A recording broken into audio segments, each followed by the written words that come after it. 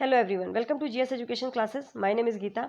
उम्मीद करती हूँ कि आप लोग अच्छे होंगे और अपनी पढ़ाई जो है एक सही डायरेक्शन में कर रहे होंगे। आज हम कवर करेंगे NEP 2022 national education policy 2022 CTET में पूछे जाने वाला मोस्ट इंपॉर्टेंट टॉपिक है। ठीक है, नई राष्ट्रीय शिक्षा नीति से बहुत क्वेश्चंस आते हैं, तो आप लोगों को इसके बारे में जो है जानना बहुत ज़रूरी है। आज मैं जो करवाऊंगी वो थ्योरी की क्लास कराऊंगी। ओके, थ्योरी कराऊंगी। कल जो है मैं इसके क्वेश्चंस करवाऊंगी जो कि एमसीक्यू बेस्ड होगा। जो कुछ भी इसमें एक दो पॉइंट्स छूट जाएंगे वो मैं एमसीक्यू में पूरा कवर करूंगी। तो ये पार्ट 1 है। ठीक है, इसको जरूर देखिएगा। पार्ट 2 वाली वीडियो बिल्कुल भी मिस मत कीजिएगा, क्योंकि उसके अंदर जो है आपको क्वेश्चंस पता चलेंगे कि क्वेश्चन पूछे कैसे जाते हैं। तो इससे पहले जो है मैंने एनसीएफ पूरा करवा दिया है, पूरा टॉपिक वाइज जो है मैं एक एक चीज़ें करवा रही हूँ। तो आप लोग इनको जो है बिल्कुल लास्ट टाइम में, लास्ट एग्जाम के टू दी पॉइंट में चीज़ें अगर आप करना चाहते हैं तो अच्छे से कीजिए, ताकि कुछ भी पूछा जाए तो वो आप लोगों का गलत ना हो। तो चलिए स्टार्ट करते हैं। और हाँ, अगर आप मेरे चैनल पे नए हैं तो चैनल को सब्सक्राइब कर लीजिए, क्योंकि यहाँ पर मैं टॉपिक वाइज जो है सीट और यूपी टेट की बेसिक से तैयारी मैंने स्टार्ट करवाई है। अगर इस तरीके से करना चाहते हैं, टू दी पॉइंट्स में चीज़ों को जानना चाहते हैं, देखिए करिए कहीं से भी, बस जो है आपके जो फैक्ट्स होने चाहिए, जो चीज़ें होनी चाहिए वो आपको अच्छे से समझ में आने चाहिए, कहीं से भी करें। ठीक है, तो अगर नए हैं तो सब्सक्राइब कर लीजिए ताकि आने वाली वीडियो की नोटिफिकेशन मिल सके। और हाँ, अगर ये वीडियो पसंद आए तो please hit like button. Okay, तो चलिए स्टार्ट करते हैं। तो देखिए, वर्तमान मतलब अभी जो है, अभी की जो राष्ट्रीय शिक्षा नीति है, न्यू एजुकेशन पॉलिसी जो है हमारी 2022 की, ये जो है अंतरिक्ष मनोवैज्ञानिक, इसरो के जो मनोवैज्ञानिक हैं डॉक्टर के कस्तूरी रंगन की अध्यक्षता वाली समिति की रिपोर्ट पर आधारित है। इनकी रिपोर्ट पर जो है इस नई एजुकेशन पॉलिसी को जो है तैयार किया गया था। इस समिति ने मई 2019 में राष्ट्रीय शिक्षा नीति का जो है मसौदा प्रस्तुत किया था। सबसे पहले ये मई 2019 में जो है इस शिक्षा नीति का जो मसौदा तैयार किया गया था उसको प्रस्तुत किया गया था। 2020 में तो ये बनकर तैयार हो गई थी। मसौदा जो है 2019 में आया था और बनकर तैयार हुई वो कब, 20 में। लागू कब हुई ये भी मैं बताऊंगी। नेक्स्ट पॉइंट, एक मिनट। राष्ट्रीय शिक्षा नीति 2020 जो है वर्ष 1968 और वर्ष 1986 के बाद स्वतंत्र भारत की तीसरी राष्ट्रीय शिक्षा नीति। तो ये आप लोगों को पता होना चाहिए कि जो न्यू एजुकेशन पॉलिसी है एनईपी 2022 है, ये जो है हमारी तीसरी एजुकेशन पॉलिसी है। इससे पहले जो है सबसे पहले 1968 में आई थी। ठीक है, उसके बाद जो है 1986 जो चली आ रही थी, फिर उसके बाद 2020 में जो कि नई एजुकेशन पॉलिसी हमारी अभी 2020 में बनी है। तो ये पता होना चाहिए कि जो राष्ट्रीय शिक्षा नीति 2020 है ये कौन सी है, तो ये तीसरी शिक्षा नीति है। ठीक है, तो ये बहुत इंपॉर्टेंट पॉइंट है। एक डॉक्टर के कस्तूरी रंगन वाला पॉइंट इज इम्पॉर्टेंट है। नेक्स्ट, नई राष्ट्रीय शिक्षा नीति 2020 के तहत वर्ष 2030 तक सकल नामांकन अनुपात को 100% लाने का लक्ष्य रखा गया है। ये भी पता होना चाहिए कितने परसेंट, 100% लाने का लक्ष्य कब तक का रखा गया है, तो ये है 2030 तक। नई शिक्षा नीति की घोषणा के साथ ही मानव संसाधन विकास मंत्रालय के नाम को परिवर्तित करके जो है शिक्षा मंत्रालय कर दिया गया है। ये बहुत बड़ा जो है चेंज किया गया था, क्योंकि पहले मानव संसाधन विकास मंत्रालय नाम था, उसके नाम में परिवर्तन लाके क्या किया गया, शिक्षा मंत्रालय। क्योंकि ये जो है एजुकेशन पॉलिसी है तो इसीलिए इसका नाम जो है शिक्षा मंत्रालय कर दिया गया, क्योंकि इसमें जो है शिक्षा देने से रिलेटेड चीज़ें हैं। ठीक है, तो यही यहाँ पे लिखा गया है। ठीक है, मानव संसाधन विकास मंत्रालय तो के नाम में परिवर्तन। ठीक है, तो इसका मंत्रालय का नाम जो है शिक्षा मंत्रालय, और ये बहुत ही इंपॉर्टेंट है, आप लोगों को पता होना चाहिए। नेक्स्ट बताती हूँ। हाँ, स्कूली शिक्षा संबंधी क्या प्रावधान किए गए हैं ये भी जान लीजिए, ये बहुत ही इंपॉर्टेंट है। इससे अलग अलग तरीके से जो है क्वेश्चन बनेंगे, जो कि मैं क्वेश्चन जब करवाऊंगी तो वो आप लोगों को पता चलेगा कि किस तरीके से सीटेट में क्वेश्चन एक्चुअल में पूछा जाता है। तो सबसे पहले नई शिक्षा नीति जो है इसका डिज़ाइन जो है किस तरीके से 5+3+3, एक मिनट पहले ले लेते हैं। 5+3+3+4 डिज़ाइन वाले शैक्षणिक संरचना का प्रस्ताव किया गया है। ठीक है, जो कि 3 से 18 वर्ष के आयु के बच्चों को शामिल किया गया है। कहने का मतलब है एक नॉर्मल जो हमारी जो बच्चे की शिक्षा है वो 3 वर्ष से जो है स्टार्ट हो जाती है, और ये कंप्लीट जो है 18 वर्ष तक जो है स्कूलिंग आपकी हो जानी चाहिए। ठीक है, नई शिक्षा नीति का जो डिज़ाइन है ये आप लोगों को पता होना चाहिए क्या है, 5+3+3+4 की। ठीक है, ये भी पूछा जा सकता है। नेक्स्ट क्वेश्चन, नेक्स्ट पॉइंट क्या है, देखिए जो सबसे पहली बात की गई है 5, आपने लिया गया ना 5+3+3+4, तो 5 क्या है, इसको बोला गया है फाउंडेशन स्टेज। ठीक है, ये 5 वर्ष तक की होती है।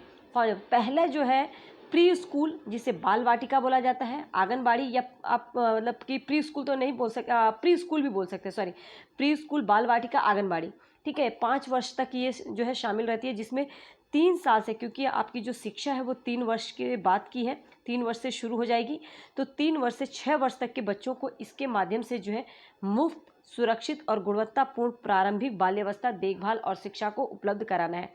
कहने का मतलब जो आपका प्री स्कूलिंग है, वैसे तो ये जो है आपकी 3 से 8 वर्ष की, आपको अगर फाउंडेशन स्टेज पूछा जाता है कि फाउंडेशन स्टेज कितने वर्ष का है, तो 5 वर्ष का है। इसमें कितने वर्ष तक के बच्चे शामिल हैं, तो 3 से 8 वर्ष के बच्चे शामिल हैं। अब इसमें भी इसे 2 स्टेजेस में बांटा गया है। एक है पहला प्री स्कूल, बाल वाटिका, आंगनबाड़ी, जिसे कि 3 से 6 वर्ष, ये आपको पता होना चाहिए, 3 से 6 वर्ष के बच्चों को इसमें रखा गया है, ठीक है। इसमें बच्चों को इसके माध्यम से मुफ्त, सुरक्षित, गुणवत्तापूर्ण प्रारंभिक बाल्यावस्था की देखभाल और शिक्षा को उपलब्ध कराना है। दूसरा जो है प्री प्राइमरी स्कूल, जिसमें जो है आपका 6 to 8 ईयर्स के बच्चे, मतलब 6 to 8 ईयर्स के बच्चे होंगे, 6 से 8 वर्ष तक के बच्चों को शामिल किया गया है। और इसमें जो है आपकी क्लास 1, मतलब कि ग्रेड 1 एंड ग्रेड 2 जो है करवाया जाएगा, ठीक है। तो पहली और दूसरी क्लास जो है इसमें करवाई जाएगी, उसे बोला जाएगा प्री प्राइमरी स्कूल, ठीक है। प्री स्कूल में 3 से 6 वर्ष और 6 से 8 वर्ष तक का जो है वो प्री प्राइमरी स्कूल। आगे देखते हैं नेक्स्ट पॉइंट। नेक्स्ट पॉइंट जो है आपका 5 + 3 + 3 + 4, इसे याद रखिएगा। 5 पता चल गया फाउंडेशन स्टेज, जिसे 2 भागों में बांटा गया है। ये पूरा जो फाउंडेशन स्टेज की एज है 3 से 8 वर्ष तक के बच्चे इसमें शामिल है। 2 अलग अलग भागों में बांटा गया है, जिसमें कि एक 3 से 6 वर्ष और दूसरा जो है 6 से 8 वर्ष, ठीक है। अब आता है 3 वर्ष, क्या है ये, प्रिपरेटरी स्टेज इसे बोला गया है, जिसके अंदर जो है 3 वर्ष तक की पढ़ाई होगी, मतलब कि इसमें 3rd, 4th, 5th, कहने का मतलब है 8 से लेके 9, 10, 11 ईयर्स तक के बच्चों को, 9 to 11 ईयर्स के बच्चे जो है इसमें शामिल होंगे। तो 3 वर्ष तक की पढ़ाई है, जिसमें कि क्लास 3rd, 4th, 5th जो है कंप्लीट होगा, मतलब ग्रेड 3, ग्रेड 4 और ग्रेड 5 जो है कंप्लीट किया जाएगा। इसके बाद जो है +3 क्या है, ये मध्य चरण को बोला गया है, उच्च प्राथमिक जो है, जिसमें ये 3 वर्ष की ये भी है, जिसमें 6, 7th, 8th सम्मिलित है, मतलब क्लास 6, 7th और 8th को करवाया जाएगा। अब उसके बाद आता है हमारा माध्यमिक उच्च चरण, जो कि 4 वर्ष का है। आपको 8 के बाद जो है आपको बोला जाता था, फिर उसके बाद 10th आ जाता था, 9, 10th, और 10th के बाद जो है +2 बोला जाता था, जो 11th और 12th जिसमें शामिल होता था। लेकिन अब ऐसा नहीं है, उच्च चरण माध्यमिक में जो है 4 वर्ष का है, जिसमें 9, 10th, 11th, 12th जो है शामिल होगा। तो ये स्टेजेस आप लोगों को पता होना चाहिए। 4 भागों में बांटा गया है, फाउंडेशन, प्रिपरेटरी स्टेज, मध्य चरण जिसे उच्च प्राथमिक बोला जाता है, उच्च चरण जिसे उच्च माध्यमिक बोला जाता है, ठीक है। तो ये स्टेजेस आप लोगों को अच्छे से क्लियर होना चाहिए, किस स्टेज में कितने ईयर्स तक के बच्चे शामिल होंगे वो भी पता होना चाहिए। MCQ में मैं बताऊँगी इनको किस तरीके से क्वेश्चन होंगे, ठीक है। अब एक और बात बोली गई है नई एजुकेशन पॉलिसी में कि भाषाई विविधता का संरक्षण। कहने का मतलब है कि जो नई एजुकेशन पॉलिसी है NEP 2022 में कक्षा 5 तक की जो शिक्षा है, साफ साफ बोला गया है क्लास 5 तक की जो शिक्षा है उसे जो है मदर टंग में दी जानी चाहिए, मतलब उसकी मातृभाषा हो। स्थानीय क्षेत्रीय भाषा को अध्यापन के माध्यम के रूप में अपने पर बल दिया गया है, ये बोल नहीं है, बल दिया गया है। माध्यम के रूप में पढ़ाने पर जो है क्या बोला गया है, पढ़ाने पर बल दिया गया है। इनका ये लाने का मेन फोकस है कि क्योंकि इस ईयर में जो है इस स्टेज में बच्चों का जो है कॉन्सेप्ट का क्लियर होना बहुत ज़रूरी है, और बच्चे जो है अपनी भाषा में अच्छे से सीख सकते हैं। उसके बाद आप भाषा सिखाते रहिए, लेकिन उसकी जो सिखाना है उसे मातृभाषा में ही उसे सिखाया जाना चाहिए। तो इसीलिए साफ साफ बोला गया है कि कक्षा 5 तक की जो शिक्षा होगी उसमें मातृभाषा, स्थानीय या क्षेत्रीय भाषा को अध्यापन के माध्यम से पढ़ाने पर जो है क्या दिया गया, बल, ठीक है। दूसरा पॉइंट बोला गया है मातृभाषा को कक्षा 8 और आगे की शिक्षा के लिए भी प्राथमिकता देने का सुझाव दिया गया है। ये तो अनिवार्य कर दिया गया कि क्लास 5 तक जो है बच्चों को उनकी मातृभाषा या उनकी जो क्षेत्रीय भाषा उसी में पढ़ाया जाएगा, लेकिन आगे का सुझाव दिया गया है कि ये बात जो है 8th क्लास तक होनी चाहिए। इनका मेन मोटो लाने का यही है कि क्योंकि बच्चों का जो कॉन्सेप्ट है वो क्लियर होना चाहिए, और ये क्लियर जो है केवल अपनी भाषा में ही बच्चे अच्छे से सीख सकते हैं, ठीक है, अच्छे से हो सकता है। नेक्स्ट क्या बोला गया है, स्कूली और उच्च शिक्षा में छात्रों के लिए संस्कृत अन्य प्राचीन भारतीय भाषाओं का विकल्प जो है ऑप्शन उपलब्ध कराया जाएगा, परंतु किसी भी छात्र पर भाषा के चुनाव के लिए बाध्यता नहीं होगी। अगर वो पढ़ना चाहता तो ठीक है, नहीं पढ़ना चाहता तो कोई बात नहीं, चुनाव की कि आपको चुनना ही है ऐसा नहीं, उस पर फोर्स नहीं किया जाएगा। ठीक है, नेक्स्ट आगे देखते हैं। पाठ्यक्रम और मूल्यांकन पर सुझाव। पाठ्यक्रम और मूल्यांकन के बारे में क्या बोला गया है, हाँ, पाठ्यक्रम और मूल्यांकन, तो इसमें बोला गया है कि कक्षा 6 से, ठीक है, कक्षा 6 से ही शैक्षिक पाठ्यक्रम में व्यावसायिक शिक्षा को शामिल कर दिया गया है, मतलब शामिल कर दिया जाएगा। इसमें इंटर्नशिप की भी व्यवस्था दी जाएगी। जो नई एजुकेशन पॉलिसी है उसमें जो है करिकुलम कैसा होना चाहिए, तो इन्होंने बोला कि क्लास 6 से ही जो है इनके पाठ्यक्रम में जो है वोकेशनल एजुकेशन, व्यावसायिक शिक्षा दी जानी चाहिए, ताकि बच्चे जो है आगे जाकर कोई एक स्किल सिखाओ ताकि वो आगे उनके लिए जो है काम आ सके, और इसमें जो है उन्हें इंटर्नशिप की भी व्यवस्था की गई है। नेक्स्ट पॉइंट, राष्ट्रीय शिक्षा नीति 2020 में छात्रों के सीखने की प्रगति को बेहतर जानकारी के लिए, मतलब उनके सीखने की प्रगति कितनी हुई इसके लिए जो है नियमित और रचनात्मक आकलन प्रणाली को अपनाने का सुझाव दिया गया है। कहने का मतलब है कि छात्र कितना सीख रहे हैं, उनके अंदर कितनी प्रगति हो रही है, इसको बेहतर करने के लिए जो है डेली नियमित तौर पे जो है, जैसे फॉर्मेटिव असेसमेंट होता है ना, शिक्षण के दौरान ही टीचर जो है बच्चे से पूछती है तो उससे समझ में आता है कि बच्चे को समझ में आ रहा है या नहीं। ठीक है, जब भी आपने कुछ पढ़ाया तो उसी से रिलेटेड जो है पूछ लिया, तो बच्चा अगर आंसर कर रहा है तो इससे आपको ये पता चलता है कि बच्चे को समझ में आ रहा है या नहीं आ रहा है, तो उसी के अकॉर्डिंग जो है आप अपने मेथड का यूज़ करते हैं। तो इसमें वही बोला है कि छात्रों की सीखने की प्रगति की बेहतर जानकारी के लिए आपको डेली असेसमेंट लेना है उनका, एक तरह से उनका जो है रचनात्मक आकलन होना चाहिए, फॉर्मेटिव असेसमेंट प्रणाली को अपनाने का जो है सुझाव दिया गया है। और इसमें जो है साथ ही क्या कहा गया है, विश्लेषण और तार्किक क्षमताएं एवं सैद्धांतिक आसपास नहीं, यह स्पष्टता है। ठीक है, स्पष्टता के आकलन को प्राथमिकता देने का सुझाव दिया गया है। किसको, विश्लेषण और तार्किक क्षमता और सैद्धांतिक अस्पष्टता। ठीक है, ये समझ में आ रहा है ना, ये स्पष्टता है कहीं आप लोगों को, ठीक है, यह स्पष्टता है। तो इसको जो है इन्होंने प्राथमिकता देने का सुझाव दिया है। नेक्स्ट आगे देखते हैं। और इसे जो है जो नई एजुकेशन पॉलिसी है उसमें बोला गया है वर्ष 2030 तक अध्यापन के लिए जो न्यूनतम डिग्री योग्यता है 4 वर्षीय एकीकृत बीएड डिग्री का होना अनिवार्य है। 2030 तक के अध्यापन के लिए न्यूनतम डिग्री की योग्यता जो होनी चाहिए वो 4 वर्षीय एकीकृत बीएड डिग्री का होना जो है अनिवार्य है। ठीक है, राष्ट्रीय शिक्षा नीति 2020 के तहत स्नातक पाठ्यक्रम में महत्वपूर्ण सुधार किया गया है।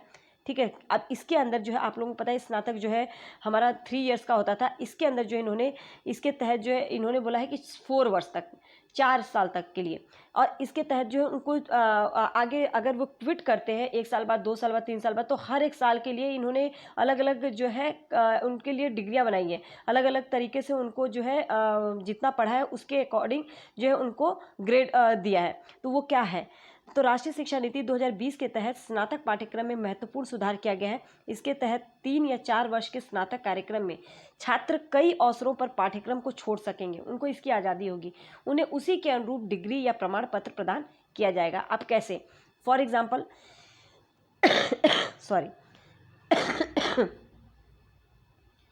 1 वर्ष के बाद सर्टिफिकेट, अगर 1 वर्ष के बाद ही बच्चा छोड़ देता तो उसे सर्टिफिकेट दिया जाएगा। मान लो कि अगर किसी ने ग्रेजुएशन में 3 साल का कोर्स है और उसमें जो है उसने एडमिशन लिया, तो 1 साल के बाद छोड़ देता है तो उसे सर्टिफिकेट दिया जाएगा। 2 वर्ष के बाद छोड़ता है तो एडवांस डिप्लोमा, 3 वर्ष के बाद छोड़ता है तो स्नातक की डिग्री दी जाएगी, या 4 वर्ष का कोर्स है पूरा करने के बाद छोड़ता है तो शोध के साथ उसे जो है स्नातक की डिग्री दी जाएगी। तो इस प्रकार से है, तो ये बहुत ही इंपॉर्टेंट पॉइंट है और आप लोगों को पता होना बहुत ज़रूरी है। एक चीज़ 2030 तक जो है अध्यापन के लिए न्यूनतम डिग्री की जो 4 वर्षीय बीएड है वो होना अनिवार्य है, ये भी याद रखिएगा।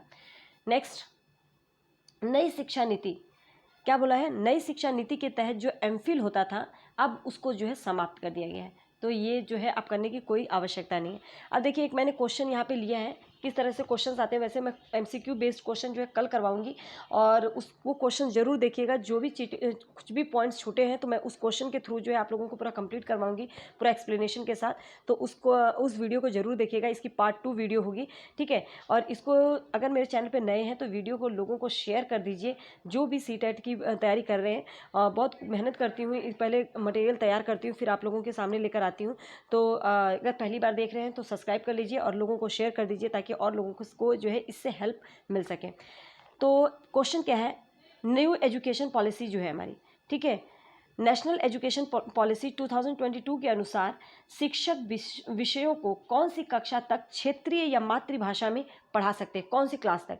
तो अभी तक जो है ग्रेड 5 तक, क्लास 5 तक जो है मातृभाषा में पढ़ाने को बोला गया है। 8 तक का जो है ये सुझाव दिया गया है। क्या दिया गया है? सुझाव।